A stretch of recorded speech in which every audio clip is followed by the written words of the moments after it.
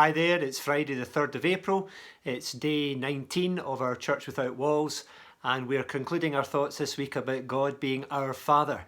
So far we've thought about the fact that as our Father, God is committed to us. He's committed to our good and to our well-being for the rest of our lives and on through into eternity. Secondly, that God as our Father delights in us, not just for what we do, but because of who we are. We are His children, and so He delights in us.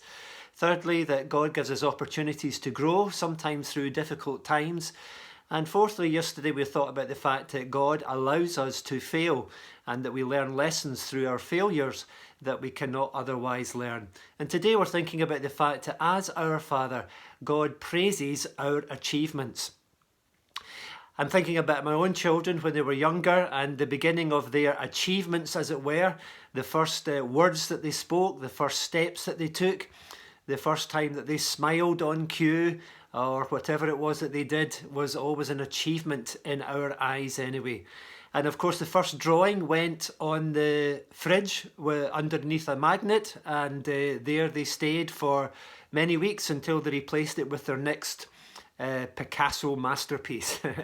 And on through their lives, all their achievements, big and small, both Ruth and I always praised their achievements, all the way through to graduations and on into adulthood.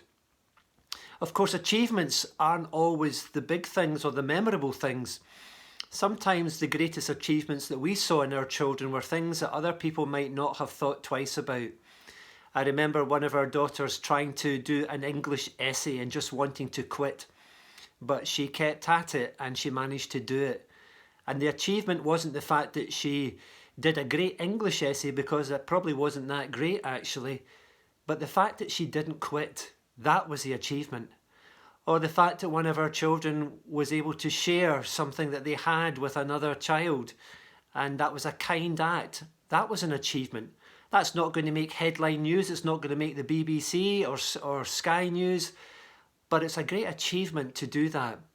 And I wonder how God measures our achievements. You might not think that you've maybe achieved much in your life, but I'm not sure that God looks at our definition of achievement or the world's definition of achievement in quite the same way.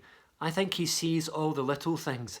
I think He sees the ways that we get up out of our beds in the morning when sometimes we can't be bothered doing so. When we say a kind word to somebody, when we hold the door open for someone going into a shop, when we just take a moment to stop before we speak and don't just let our mouth run away with us. All these things that other people perhaps don't see, but God sees, and every one of those is in His eyes a great achievement. And He praises us and will reward us for these achievements. There's stories in the Bible about things like this.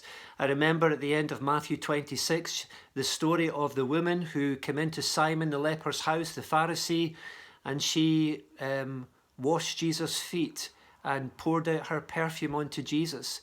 And everybody was scandalized at what she did. They ridiculed her and mocked her and said that she was just wasting money, wasting Jesus' time.